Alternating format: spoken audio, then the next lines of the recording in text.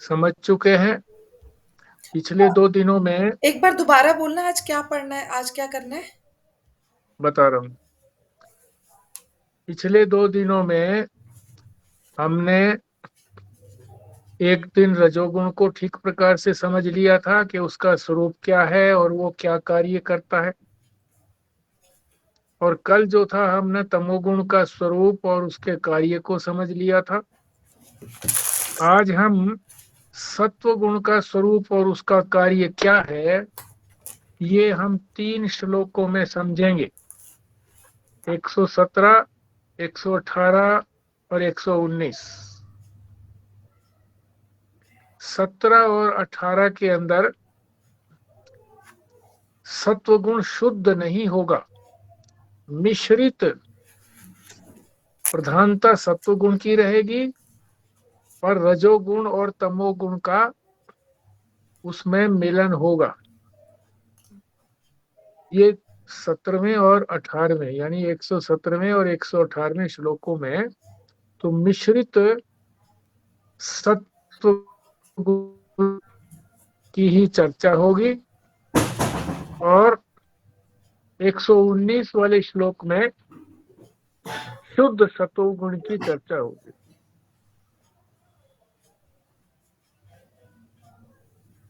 तो हम अब आगे बढ़ते हैं। 117वां श्लोक, पाठ भी और इसका अर्थ भी। सत्वं विशुद्धम जलवत् तथापि ताभ्यां मिलित्वा शरणाय कल्पते, यत्र आत्मबिंबः प्रतिबिंबित सन प्रकाशयति अर्क इव अखिलम जड़म। हाँ जी, अर्थ समझ में। सत्वम विशुद्धम जलवत्, निर्मल जल के समान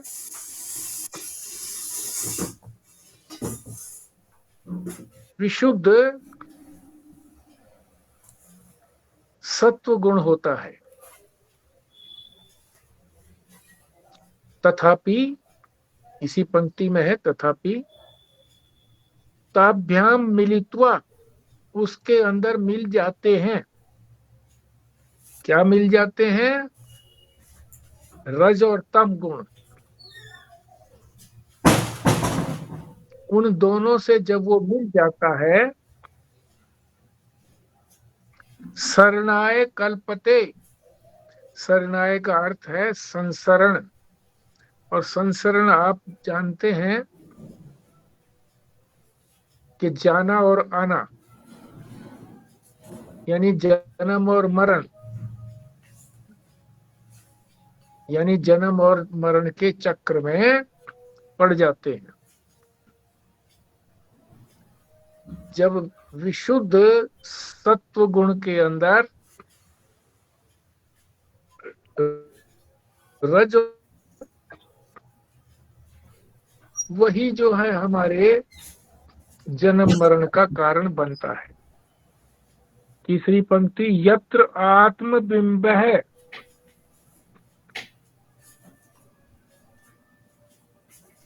आत्मा का, आत्मा बिंब स्वरूप है। उस बिंब स्वरूप आत्मा का प्रतिबिंबतः सन, जब सत्व गुण में प्रतिबिंबित होता है,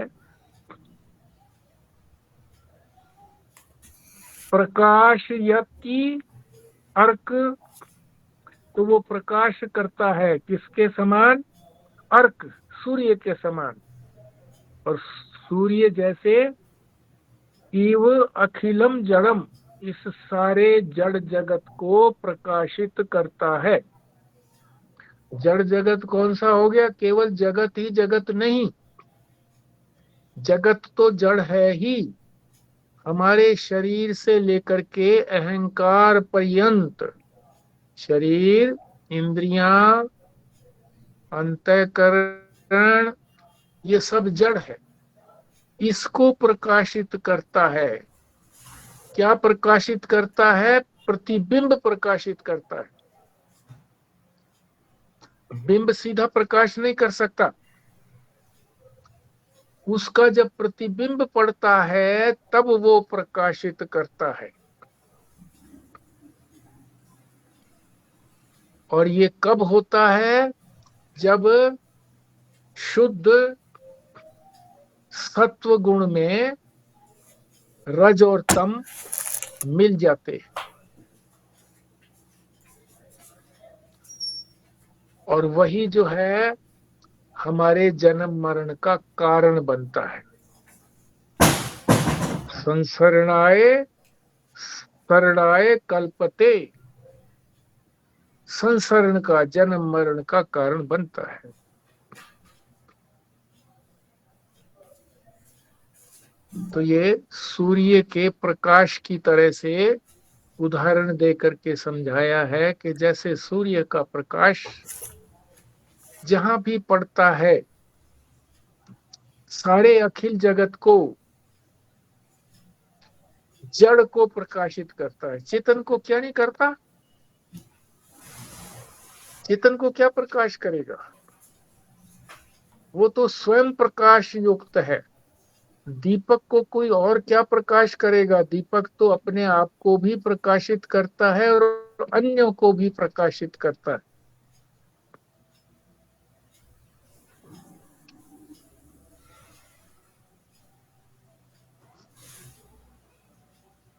चेतन का प्रकाश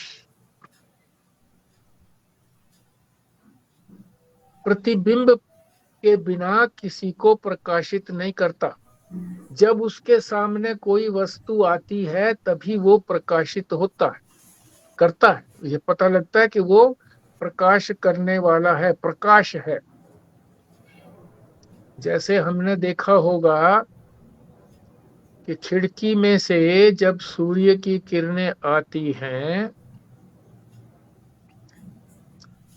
तो उसमें कुछ धागे धागे से, हल्के हल्के से कण समझिए उनको, वो चलते हुए नजर आते हैं।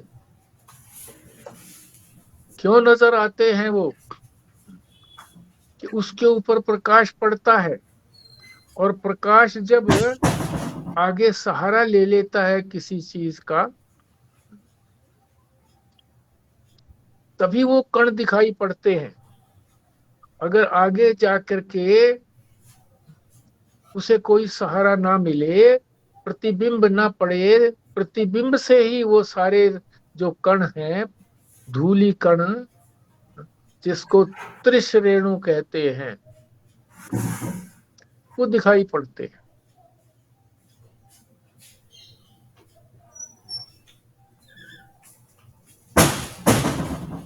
प्रकाश की जैसे बात कही, इसी तरह से आत्मा भी है तो स्वयं प्रकाश, मगर वो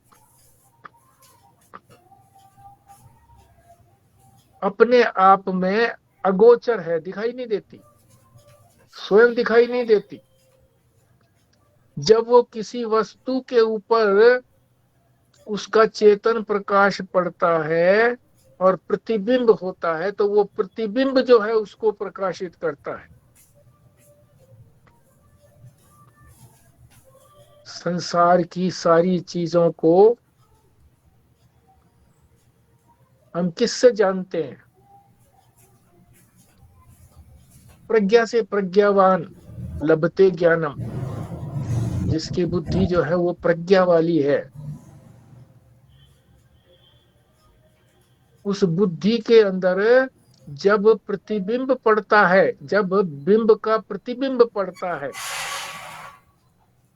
तब आत्म चैतन्य की प्रतीति होती है, तब आत्म चैतन्य हमको मालूम पड़ता है। अब यहाँ जो इन्होंने कहा कि मिश्रित सत्व गुण, मिला जुला सत्व गुण, जैसा सत्व गुण होगा, मिला जुला होगा, तो उसका प्रतिबिंब भी इतना स्पष्ट नहीं होगा। इसीलिए अब वो प्रतिबिंब किस पर पड़ता है? हमारे अंतःकरण पर पड़ता है। जैसे जल के ऊपर यदि सूर्य की किरण पड़े तो जैसा जल होगा वैसा ही प्रतिबिंब दिखाई देगा। सूर्य तो निर्मल है, बहुत चमकदार है, परंतु यदि जल के अंदर मिट्टी आदि मिली होगी तो वो इतना स्पष्ट दिखाई नहीं देगा। और यदि वो जल हिलता जुलता रहेगा तो वो प्रतिबिंब भी हिलता जुलता रहेगा। आकाश में जब हम सूर्य को देखते हैं तो वो तो हिलता जुलता नहीं है, वो तो अपनी जगह पे स्थिर है और इतना प्रकाशवान है कि हम उसको देख ही नहीं पाते। मगर जो बाल्टी में रखे हुए जल के ऊपर उसका प्रतिबिंब पड़ता है तो उसको हम देख पाते हैं, तो वो प्रतिबिंब रूप से देख पाते हैं। वैसे हम उसको देखना कठिन है, नहीं देख पाएंगे सूर्य की किरणों को, इतना तीव्र प्रकाश होता है। आत्मा भी इसी प्रकार की है कि आत्मा को भी हम एज इट इज नहीं देख सकते। जब वो प्रतिबिंबित होती है किस पर? हमारे अंतःकरण पर, मन बुद्धि चित्त अहंकार पर प्रतिबिंबित होती है, तब उसका प्रतिबिंब पड़ता है और उस प्रतिबिंब से ही फिर सारे आगे के यंत्र जो है हमारे वो दिखाई पड़ते हैं।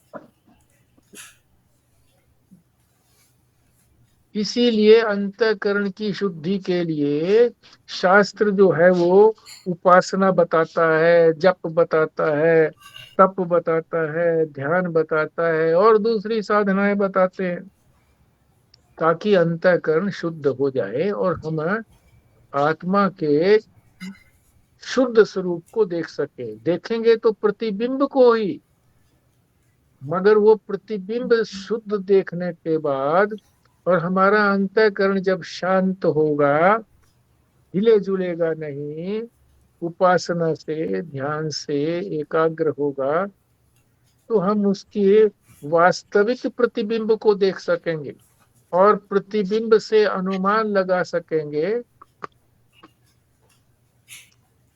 कि हमारा जो चेतन स्वरूप आत्मा है वो ऐसा ही है, इसी प्रकार का है। तो ये हमारा मिश्रित सत्व गुण का स्वरूप बताया और ये क्या कार्य करता है। तो एक बार शॉर्ट में फिर सुन लें। तो सत्व गुण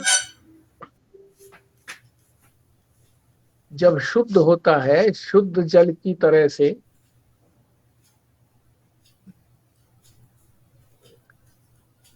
और उसमें रज और तम गुण मिल जाते हैं, तो फिर ये जन्म मरण का कारण बनता है, हमारे जन्म मरण का कारण बनता है।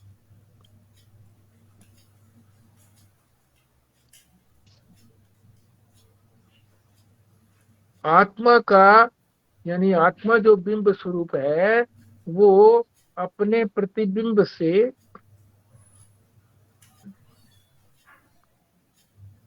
सारे जड़ जगत को प्रकाशित करता है। जैसे सूर्य जो है वो सारे जड़ जगत को प्रकाशित करता है, आत्मा भी इसी प्रकार से सबको प्रकाशित करता है। आत्मा स्वयं चेतन स्वरूप है, वो तो स्वयं प्रकाशित है ही। हाँ जी, हम इसका अर्थ और पाठ सभी करेंगे। एक सेकंड जी, एक लाइन का हाँ जरा जी, स्पष्टीकरण चाहिए इसमें। 188 नंबर पेज पे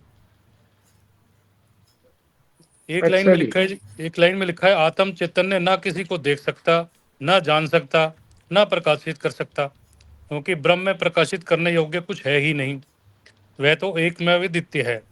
तो या तो ये ब्रह्म की बात कर रहे हैं तो वो तो स्वयं प्रकाशित है, बट ये इस तरह से कहना कि देख नहीं सकता, जान नहीं सकता क्योंकि सर्वज्ञ है, सर्वव्यापक है, और उसी की मौजूदगी की वजह से तो प्रकाशित हो रहा है सब कुछ।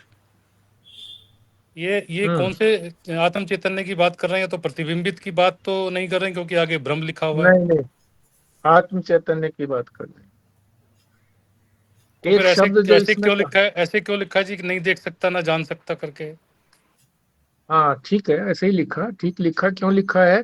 एक शब्द जो इसमें दिया गया है ना, अद्वितीय, दूसरा कोई है ही नहीं, तो देखेगा कैसे, कैसे जानेगा? अद्वितीय शब्द जो है इसके रहस्य को बता देता है कि इसको देखा भी नहीं जा सकता। कौन देखेगा? देखने वाला कोई होगा तो देखेगा ना, जानने वाला होगा तो वो कोई जो ब्रह्म है जानेगा। जी, ब्रह्म है, वो तो देख रहा है, जान रहा है सब कुछ। किसको जान रहा है? अपने से अतिरिक्त तो कोई है ही नहीं। अपने को हम क्या जानेंगे? अपने को तो हम हमेशा ही जानते रहते हैं। अपने को जानने के लिए कभी हम प्रयत्न करते हैं क्या? अन्य को जानने के लिए ही प्रयत्न करते हैं।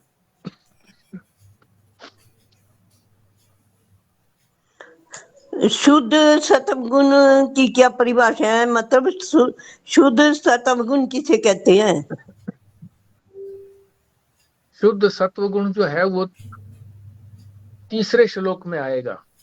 ये जो सत्वगुण के जो 3 श्लोक हैं, 117वां, 118वां, 119, ये 119 वाले के अंदर आएगा शुद्ध सत्वगुण।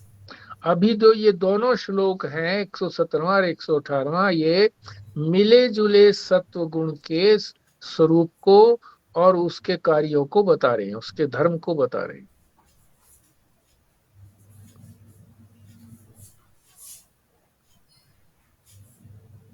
हाँ जी, बल्ला जी बोलिए। जी।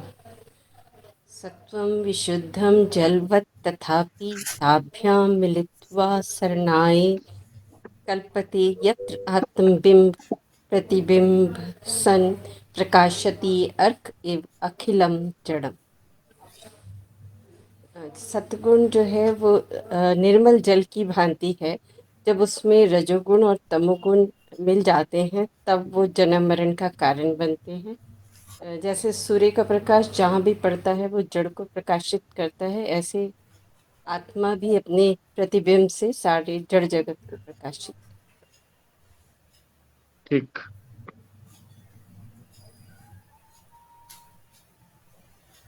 रोना जी।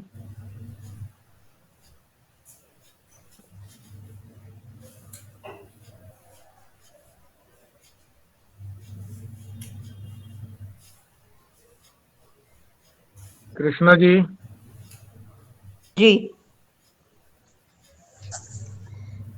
सत्वं विशुद्धं जलवत् तथापि ताभ्यां मिलित्वा शरणाय कल्पते यत्र आत्मबिम्ब प्रतिबिंबित सन प्रकाशयति अरकिव अखिलम जड़म।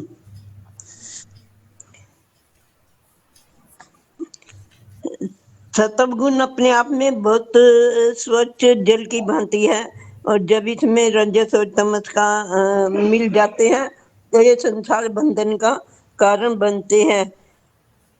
और ये आत्मा में ही सत्वगुण प्रतिबिंबित होता है और सूर्य की भांति ये जड़ प्रपंच को ही प्रकाशित करता है। यही आवागमन का कारण बनता है। जब इसमें सतोगुण में तम और रजस मिल जाता है, यही मनुष्य के बंधन का कारण है। लेकिन शुद्ध आत्म तत्व में शुद्ध आत्म तत्व जो बुद्धि पर पड़ता है उसी से ही आवागमन से छुटकारा मिलता है। लेकिन हमारे रजोगुण सतोगुण में मिक्सिंग होती है, वो अकेला शुद्ध नहीं होता। स्वस्तिका जी। मैं करूं जी? करो जी। सत्वं विशुद्धं जलवत् थापि ताभ्यां मिलित्वा शरणाय कल्पते यत्रात्मबिंब प्रतिबिंबित सन प्रकाश्यत यर्क इवाखिलम जड़म। विशुद्ध सत्वगुण जल की भांति होता है, स्वच्छ होता है, बिल्कुल पवित्र होता है। और जब इसमें रज और तम मिल जाते हैं तो फिर ये आवागमन का, व्यक्ति के आवागमन का इस संसार में बंधन का कारण बन जाता है। और जैसे सूर्य का प्रकाश पड़ता है, प्रतिबिंबित होता है, तो उससे जड़ वस्तुएं प्रकाशित हो जाती हैं। इसी प्रकार ये आत्मबिंब सत्वगुण पर पड़ता है तो ये सारी वस्तुएं प्रतिबिंबित होती हैं। ठीक, स्वस्तिका जी। हाँ जी। सत्वं विशुद्धं जलवत् तथापि ताभ्यां मिलित्वा सरणाय कल्पते यत्र आत्मबिम्बः प्रतिबिम्बितः सना प्रकाशयत् एक मिनट प्रकाशयति एव अखिलं जड़म। इस श्लोक में दो बातें बताई गई हैं। पहली ये कि यदि कोई व्यक्ति पूरा सत्वगुणी है और उसका अंतःकरण बिल्कुल शुद्ध है, तो जो उसकी आत्मा का प्रतिबिंब जो पड़ेगा वो सूर्य के समान होगा, जो बिना किसी भेदभाव के पूरे जड़ जगत को प्रकाशित करेगा, पूरे संसार को प्रकाशित करेगा। दूसरी बात ये बताई गई है कि सत्वगुण तो बिल्कुल शुद्ध है और स्वच्छ है, निर्मल है, परंतु यदि जैसे कि हम सबके साथ है, उसके अंदर रजोगुण और तमोगुण अगर मिल जाता है तो वो व्यक्ति फिर संसार के आवागमन के बंधन में पड़ जाता है, जन्म और मृत्यु के कारण बन जाता है उसका। ठीक, बिमला जी।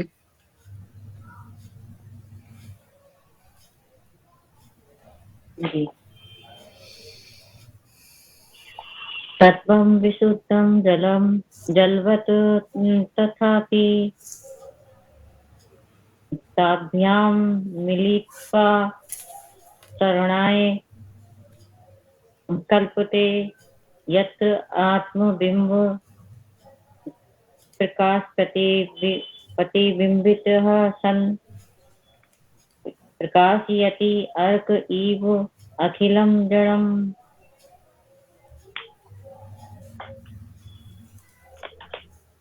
सद्गुण जब शुद्ध होता है, शुद्ध जल की भांति से उसमें रज तम गुण मिल जाते हैं, तब हमारे जन्म मरण का कारण बन जाते हैं। आत्मा का स्वरूप है अपने सूर्य की भांति प्रतिबिंब से प्रकाशित कराती है। आत्मा स्वयं प्रकाशित है। ठीक, संजीव शर्मा जी। जी। सत्वं विशुद्धं जलवत् तथापि ताभ्यां मिलित्वा शरणाय कल्पते यत्र आत्मबिम्बः प्रतिबिंबितः सन् प्रकाशयति अर्कः इव अखिलं जड़म। इस श्लोक में ये तात्पर्य है जी, जब आत्म चैतन्य सात्विक वृत्ति पर पड़ता है तो वो जगत को जैसा है वैसा प्रकाशित कर देता है, वैसा दिखाता है। मगर जब हमें सतोगुण, रजोगुण, तमोगुण तीनों की विद्यमानता रहती है और ये मिले हुए रहते हैं, तो रजोगुण की वजह से वो कर्म में प्रवृत्त करता है और तमोगुण की वजह से जो है वो विभिन्न प्रकार के आलस्य, निद्रा, इसमें प्रवृत्त करके वासनाओं का कारण बनता है और उसकी वजह से जो है जन्म मरण का चक्कर बराबर चलता रहता है। और सत्य गुण की प्रधानता में वो जगत को एज इट इज देख लेता है, समझ जाता है और आवागमन के चक्कर से छूट जाता है। ठीक है।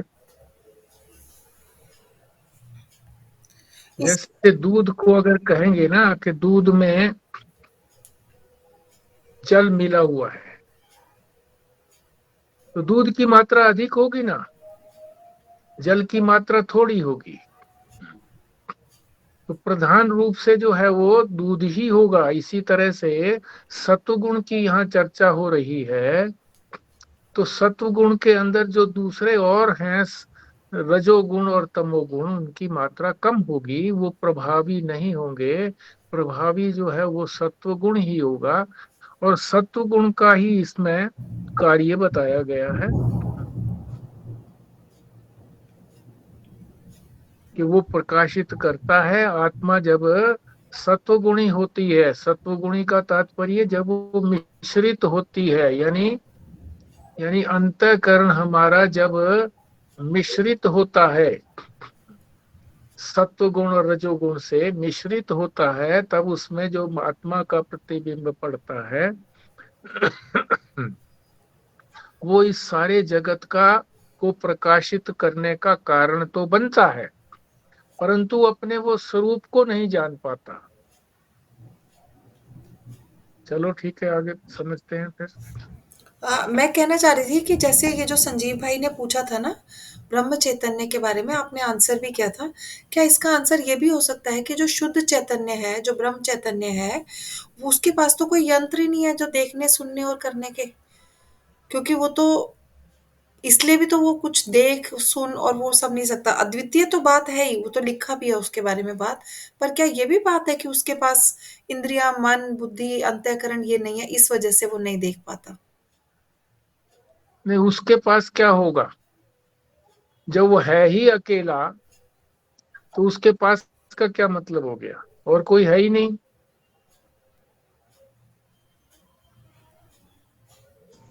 कोई इसमें चीज अगर हो, इसमें अंतःकरण नहीं है, क्योंकि ये एक मेवा द्वितीय है। और रामायण भी में भी आया, बिनु पग चलई सुनई बिन काना, कर बिन करम करई विधि नाना, बिन वाणी बक्ता बड़ जोगी।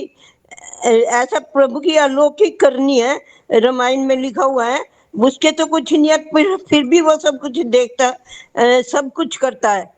पैर भी नहीं है, चलता भी है, सारे काम करता है, कि वो सर्वत्र है, उसके सिवा कोई जगह बाकी है ही नहीं, खाली। ये बोध की स्थिति होने के बाद जब हो गया ना जी, तब कह सकते हैं कि जी ब्रह्म स्वरूप हो गया है। तब उसको कोई दूसरा नजर नहीं आएगा, तो अंतःकरण और वो सब कुछ खत्म हो जाएगा। एक बार यही प्रश्न जो है पहले भी कहा था स्वामी अखंडानंद जी ने, किसी ने उनसे पूछा था कि आप शरीर के साथ ब्रह्म हो कि शरीर के बिना ब्रह्म हो। अब वो शरीर तो बोलते ये जड़ है, शरीर तो मन बुद्धि चित्त अहंकार, इनसे तो परे जाना है हमारे को, और ये आत्मा अलग है, ये अलग है। मगर जो जिसको बोध हो गया उसके लिए फिर शरीर और ये सूक्ष्म शरीर ये सब अलग अलग नहीं रहे, फिर तो वो भी ब्रह्म में ही हो गया। तो ये तब की बात है, जिसको बोध होने के बाद फिर उसके अतिरिक्त कुछ बचा ही नहीं है। फिर शरीर कहाँ पर? तो बोलेगा शरीर भी कहीं नहीं है, सूक्ष्म शरीर कुछ नहीं है, मन बुद्धि चित्त अहंकार कुछ भी नहीं है फिर तो। हमने पढ़ा था नहीं, इसमें योग वशिष्ठ में वशिष्ठ जी महाराज और लव कुश को ज्ञान दे रहे थे, बताया था ये शरीर बना है माता के गंदे खून से, ये तो कचरे से बना हुआ है, इसमें आसक्ति करने से क्या लाभ है, ये तो जड़ है, ये प्रकाशित आत्म तत्व के कारण हो रहा है, अगर आत्म चला ना हो तो जड़ ही आंटी है। जी, जब तक बोध नहीं हुआ तब तक तो इसकी करी उन्होंने, निंदा करी, ठीक है, मगर बोध होने के बाद कहेंगे शरीर है कहाँ पर? वो कहेंगे शरीर है ही नहीं, ये सब अंतःकरण है ही कहाँ पर? ये उनकी बात, उसकी बात हो रही है, एकम द्वित तब्य है। अभी जब तक द्वैत में है तब तक बोध नहीं हुआ, तब तक तो ये शरीर है, मन बुद्धि चित्त अहंकार सब है, मगर उसके बाद तो नहीं है ना जी, तब की बात हो रही है। देखो वास्तविकता तो ये है कि अब भी नहीं है। मैं ही तो सत्ता दे रहा हूं ना इनको। ये जो है मेरे आश्रित हैं। जो आश्रित होता है, जिसके आश्रय में होता है, उस आश्रय से अतिरिक्त उसकी सत्ता नहीं होती।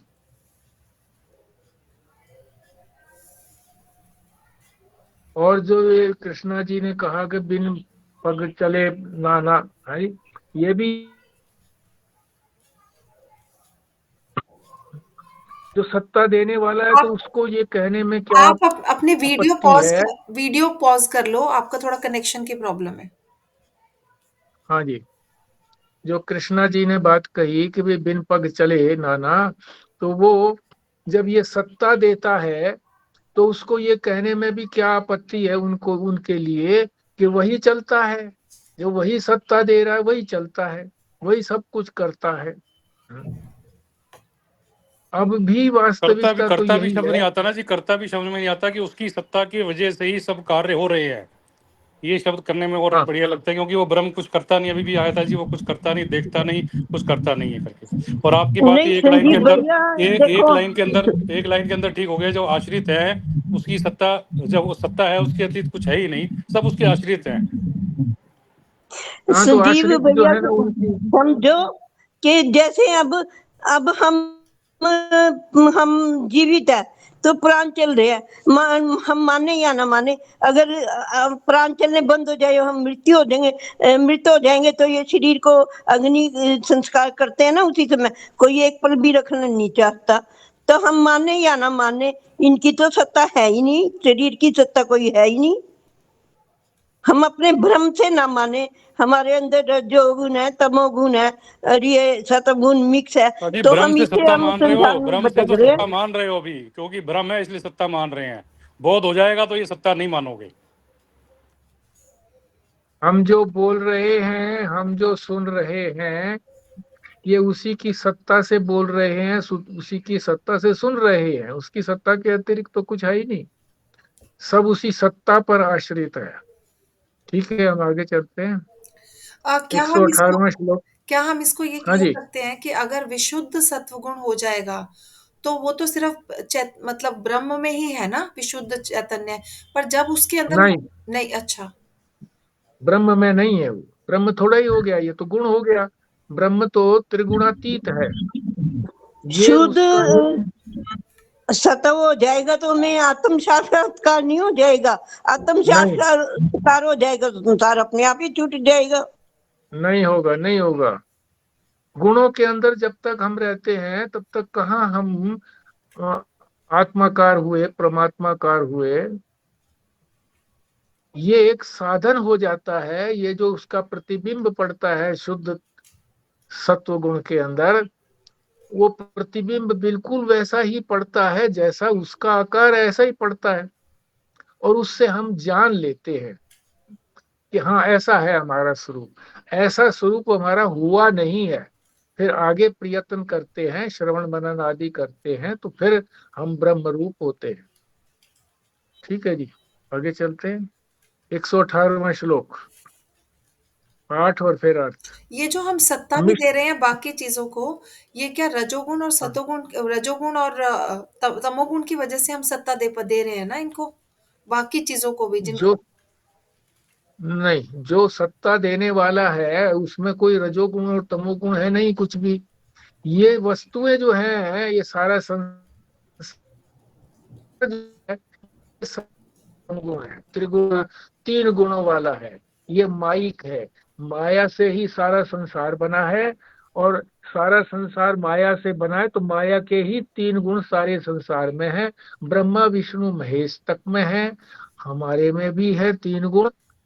और तीन गुणों को ही पार करना है, और उन्हीं गुणों की चर्चा यहाँ चल रही है। रजोगुण पहले आ गया था, समझ लिया था, रजोगुण तमोगुण भी समझ लिया था, अब सतगुण है।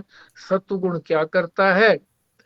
जब वो मिश्रित होता है तो हमें बंधन का कारण होता है, पर प्रकाश तो फिर भी करता है वो, क्योंकि समाप्त तो थोड़ा ही होता है वो। प्रधान रूप से सत्वगुण रहता है। तो वो जैसा अंतःकरण हमारा है, जिस पर प्रतिबिंब पड़ता है, तो उसी के अनुसार उसका प्रतिबिंब हमको दिखाई पड़ता है।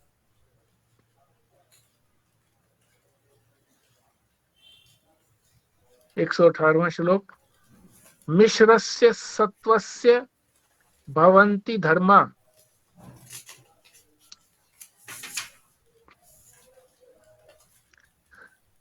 तू अमानित अमानिताद्या नियमा यमाद्या श्रद्धा च भक्ति च मुमुक्षुता च दैवी च संपत्ति स निवृत्ति। अब ये वही मिश्रित जो सत्व गुण है, इसको क्या कहा है? रज और तम से के सहित मिश्रित, यानी उसमें रज भी है और तम भी है। ऐसा क्या है? सत्व से। सत्व गुण जो है वो रज और तम के साथ जब होता है तो भवंती धर्मा, तो वो कौन से धर्म होते हैं, उसका क्या स्वभाव हो जाता है फिर? अमानितादि, जो हमने पहले गीता में पढ़े थे, अमानित्वम, अदम्भित्वम, अहिंसा, क्षांति, आर्जवम, तो ये हमको फिर अपने अंदर अंतःकरण के अंदर आहूत करने पड़ते हैं, संग्रहण करने पड़ते, लाने पड़ते हैं। और क्या? नियमा, जो योग के अंदर बताए हैं, योग और सब उसके में नियम और यम, पहले नियम दे दिया, फिर आगे यम दे दिया, आदि कह दिया है? यम नियम, पास में है। आसन, प्राणायाम, प्रत्याहार, धारणा, ध्यान, समाधि, अष्टांग योग, तो ये हमें साधनाएं बता रहे हैं कि इस प्रकार की साधना करनी होती है। और श्रद्धा, श्रद्धा भी रखनी होती है, चाहे भक्ति भी करनी होती है। मुमुक्षुता, मोक्ष की तीव्र इच्छा लानी पड़ती है। दैवी च संपत्ति, दैवी संपत्ति, जितनी भी दैवी संपत्ति है, कौन सी है सारी दैवी संपत्ति? शम, दम, उपरति, तितिक्षा, श्रद्धा, समाधान, ये हमारी दैवी संपत्तियां हैं। सनिवृत्ति, इससे ही असत की निवृत्ति होती है। असत की निवृत्ति, असत चीज क्या है? जो मिश्रण हो गया है रज और तम का, सत्व गुण में जो मिश्रण हो गया है, और उसी से हमारा ये सारा संसार हमको दिखता है। असत है सारा संसार। यहाँ पर सिर्फ स का अर्थ यहाँ पर लगाना पड़ेगा कि असत,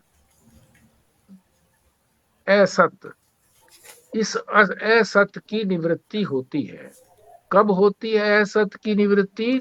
जब हम ये सारे सद्गुणों को अपने अंदर संग्रहण कर लेते हैं, अमानित्वम, अदम्भित्वम इत्यादि, यम और नियम, आसन, प्राणायाम यानी अष्टांग योग, और फिर श्रद्धा, और फिर भक्ति,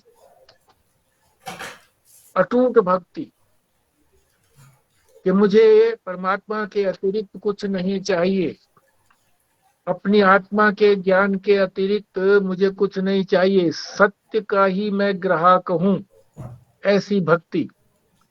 और इस संसार से छूटने की तीव्र इच्छा। कैसी तीव्र इच्छा? जैसे सिर के ऊपर अंगारा रख दिया हो तो तुरंत झटकने की क्रिया करता है व्यक्ति, ऐसी तीव्र इच्छा कि ये संसार मेरे से हट जाए। दैवी संपत्तियां संग्रहण करें, उसी से ये असत की निवृत्ति होगी। जो हमें मिश्रित रूप से सत्व गुण मिल रहा है, जिससे हम इस असत संसार को सत रूप जान रहे हैं, इस असत संसार की निवृत्ति इन सद्गुणों के संग्रह से ही हमें होगी। ये इसका अर्थ है। अब आप करिए भल्ला जी। जी। विश्वस्य सत्वस्य भवन्ति धर्मा तु अमानित्वधा नियमा यमाध्या श्रद्धा च भक्ति मुमुक्षुता च देवी च संपत्ति असत निवृत्ति। रज और तम के साथ जो मिश्रित सद्गुण, जो मिश्रित हमारा सद्गुण है, उस हमें असत की निवृत्ति के लिए ये गुण जो है, अभिमान का पूर्ण अभाव, यम नियम, श्रद्धा, भक्ति, मुमुक्षुता, देवी संपत्ति, ये सब अपने अंदर संग्रह करने होंगे, तभी हमारी असत से निवृत्ति होगी। ठीक है। ये सारे जो हैं,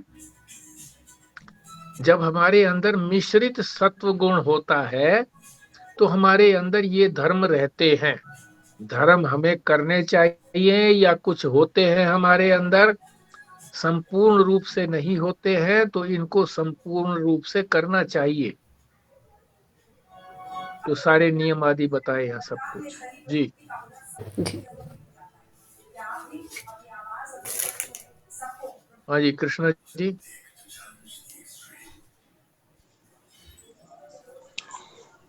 मिश्रस्य सत्वस्य भवन्ति धर्मा तु अमानिताद्ध समायमाद्ध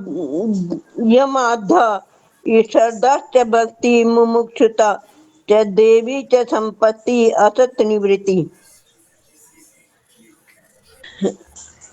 अभिमान का पूर्ण अभाव, यम नियमादि और श्रद्धा भक्ति मुमुक्षुता, ये सब देवी संपत्ति है। असत पदार्थों असत वस्तुओं से सहज का वैराग्य, ये मिश्रित सत्वगुण के धर्म है। जब बुद्धि में रजस और तमस आदि सत्व गुणों के अधिक्य होने से मनुष्य का जन्म मृत्यु का कारण बनता है और जन्मता है मरता है, लेकिन सात्विक होने से वो इन चीजों से दूर हो जाता है। स्वस्तिका जी।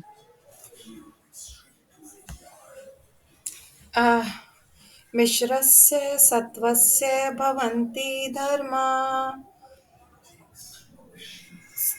तु अमानिताद्य नियमायमाद्य श्रद्धा च भक्ति च मुमुक्षता च देवी च संपत्ति असत निवृत्ति। इस श्लोक में मिश्रित सत्व गुण के धर्म बताए गए हैं, जिसमें अभिमान का पूर्ण अभाव हो, यम नियम का पालन करे, श्रद्धा भक्ति और मुमुक्षुता और दैवी संपत्ति और सहज वैराग्य हो। ये मिश्रित सत्व गुण के धर्म है और ऐसे व्यक्ति में सत्व गुण की मात्रा अधिक होती है और रजस और तमस की कम होती है।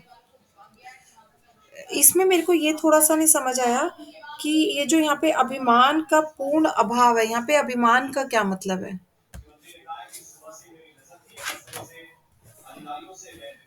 अपने वास्तविक स्वरूप को न जान करके अन्य को वास्तव में वास्तविक जान लेना, ये तो अभिमान का है। मगर ये जो इन्होंने अभिमान लिखा है ना, ये अभिमान गलत लिखा है। यहाँ जो ये कहा गया है अभिमानितादि, अभिमानितादि यानी अमानिता, अभिमान नहीं लिखा है यहाँ पर, अमानिता लिखा है, अभिमान नहीं लिखा कहीं भी, ये गलत लिखा गया अभिमान। अमानिता, अमानिता को स्पष्ट करना है हमने, अमानित्वम अदम्भित्वम। और ये इस बात से भी सिद्ध हो गया कि आगे फिर नियम और ये भी लिखे हैं, यम और नियम अष्टांग योग के, और फिर आगे ये श्रद्धा भक्ति मुमुक्षुता दैवी संपत्ति, ये सारे लिखे हैं।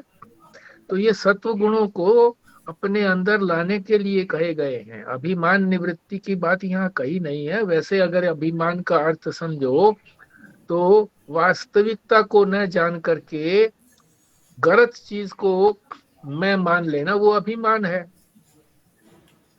शास्त्र में। और वैसे तो घमंड मानते हैं, वो घमंड से तात्पर्य यहाँ नहीं है, गलत चीज को मैं मान लेना यही अभिमान है। हाँ जी, और किसका रह गया? खुराना जी।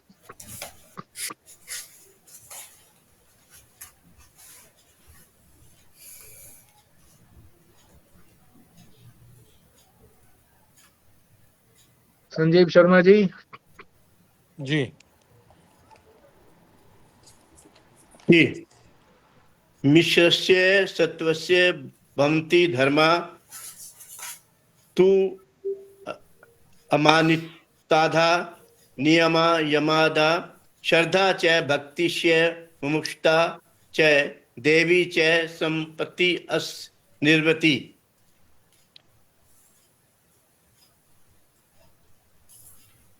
यम नियम और श्रद्धा भक्ति मोक्षता देवी संपत्ति और असत पदार्थों का से सहज वैराग्य, ये सब मिश्रित सत्व गुण के धर्म हैं।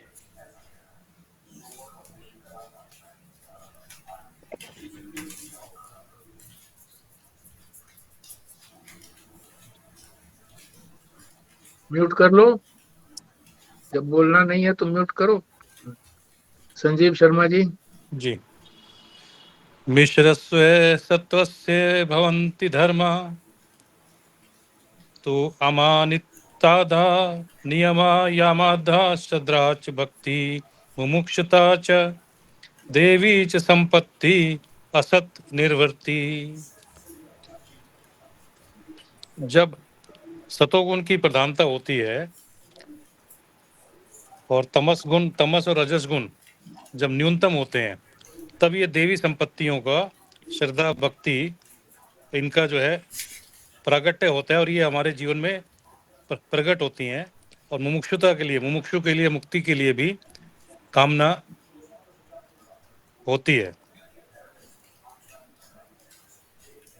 ठीक है, और कोई रह गया हो तो बोले। हो गया, आगे चलते हैं फिर। 119 का ये है विशुद्ध सत्व।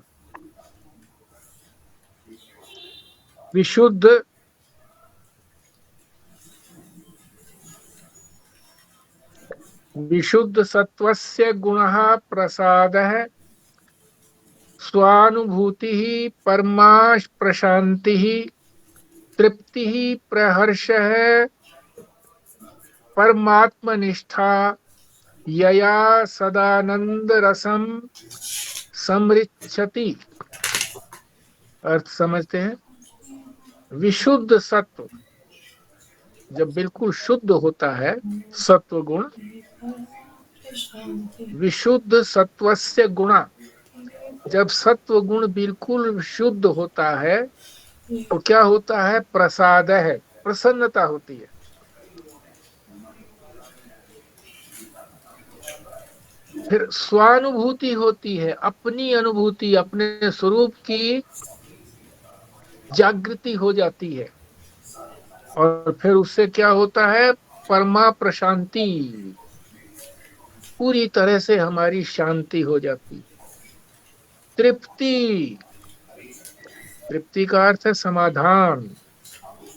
अब हमारा कोई प्रश्न नहीं रहता। प्रहर्ष,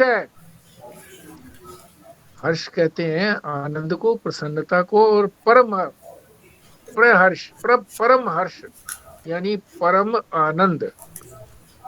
परमात्मा निष्ठा, फिर परमात्मा के अंदर निष्ठा हो जाती है। यया सदानंद रसम समृच्छति, फिर नित्य आनंद स्वरूप का हमको अनुभव होता है।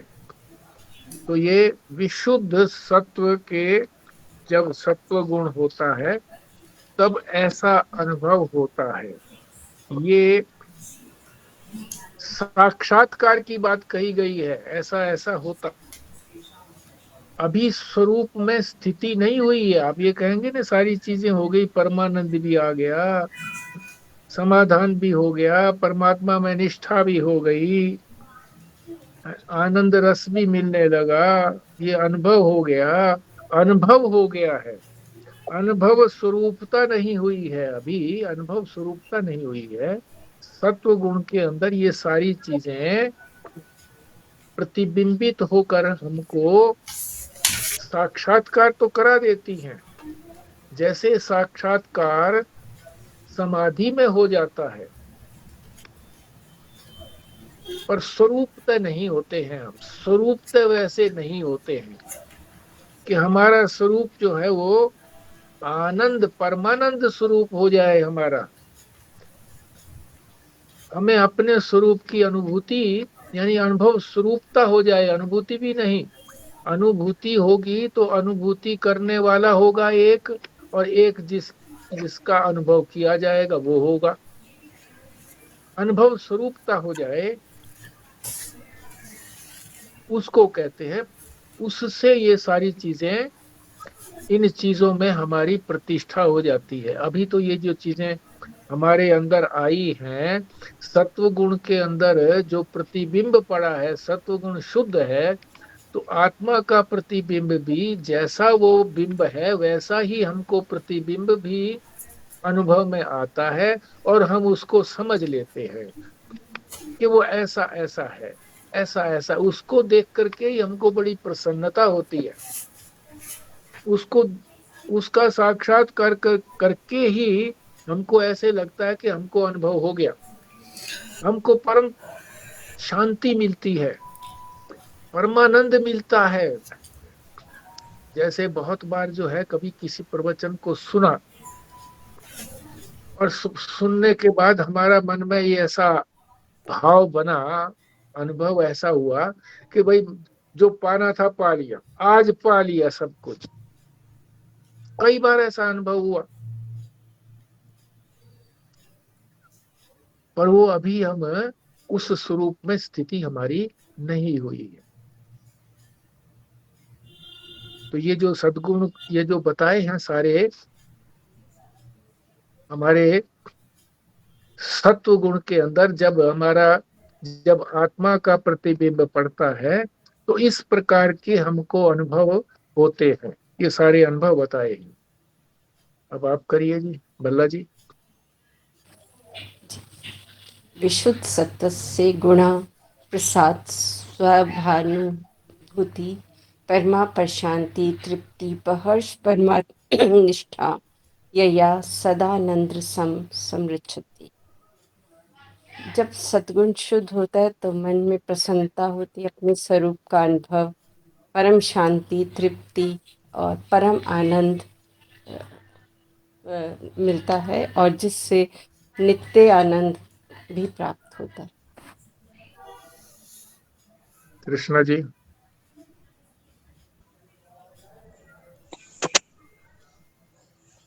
विशुद्ध सत्वस्य गुणः प्रसाद स्वात्मानुभूति परमा प्रशांति तृप्त है प्रहस परमात्म निष्ठा यया सदानंद रसम समिच्छति। जब हम पूर्ण सतव गुण में होते हैं तो हमारे मन में प्रसन्नता होती है, आत्म अनुभव होता है और तृप्ति होती है, परम शांति होती है, अत्यधिक आनंद, अखंड आनंद का अनुभव होता है, परमात्मा में निष्ठा होती है। ये सब सत्व गुण के ही धर्म हैं। स्वस्तिका जी। हाँ जी। विशुद्ध सत्वस्य गुणा प्रसादः स्वात्मानुभूतिः परमा प्रशान्तिः तृप्तिः प्रहर्षः परमात्मनिष्ठा यया सदानंदरसं स्मृच्छति। इस श्लोक में विशुद्ध सत्व गुण के लक्षण बताए गए हैं, जिसमें आता है मन की प्रसन्नता और आत्मा की स्वयं की अनुभूति और परम शांति की बात कही गई है। और इसमें साधक बिल्कुल तृप्त होता है, जिसमें उसकी कोई इच्छा या वासना शेष नहीं रह जाती, और उसको परम आनंद भी होता है। वो अज्ञान का आनंद नहीं होता, बल्कि आत्म साक्षात्कार का आनंद है, और उसकी आत्म तत्व के प्रति गहरी श्रद्धा भी हो जाती है। और जब वो इसको प्राप्त कर लेता है तो वो ऐसा मुमुक्षु जो है नित्य इस आनंद को प्राप्त करता रहता है। विमला जी।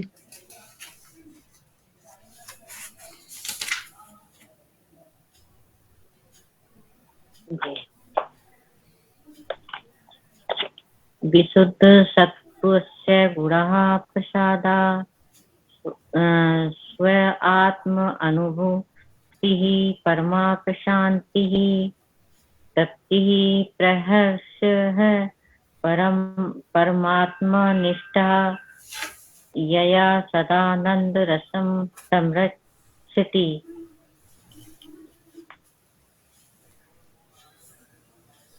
सत्पुर शुद्ध होता है तो मन में प्रसन्नता होती है, आत्मा अनुभव होता है, परम शांति मिलती है।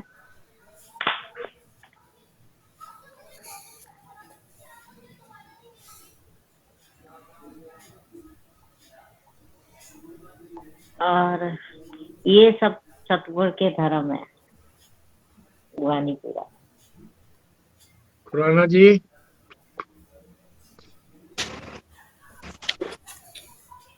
विशुद्ध सत्वस्य गुणा प्रसाद स्व आत्मानुभूति परमा प्रशांति तृप्ति प्रहर्षा परमात्मा निष्ठा या सदानंद रसम समृच्छति।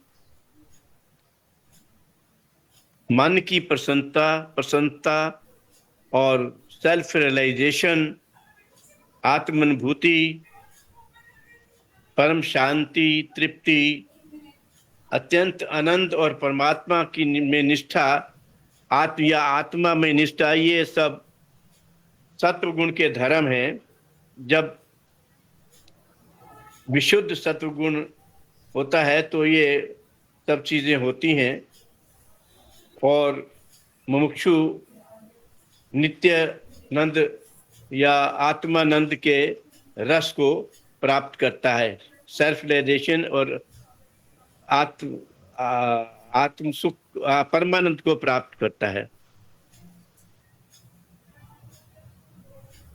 संजीव शर्मा जी। जी। विशुद्ध सत्वस्य गुणा प्रसाद स्वात्मानुभूति परमा प्रशांति तृप्ति प्रहर्षे परमात्म निष्ठा यया सदानंद रस समृच्छति। जब अंतःकरण पूर्ण शुद्ध हो जाता है और सतोगुण में प्रतिष्ठित हो जाते हैं तो उसकी वजह से जो हमारे में गुण प्रकट होते हैं, अपने स्वरूप का भान हो जाता है, बोध हो जाता है, परम शांति का अनुभव होता है, परमात्मा में निष्ठ हो जाते हैं, दुखों का अंत हो जाता है।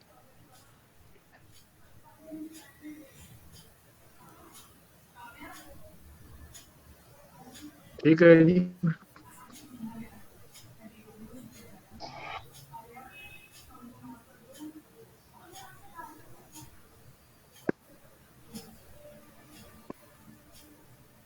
अब यहीं पर विश्राम करते हैं जी।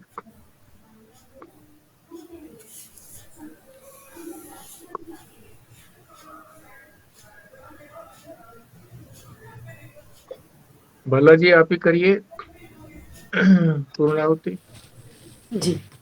पूर्णमदः पूर्णमिदं पूर्णात् पूर्णमुदच्यते पूर्णस्य पूर्णमादाय पूर्णमेवावशिष्यते। ओम शांति शांति शांति। ओम नारायण नारायण नारायण नारायण नारायण। नारायण।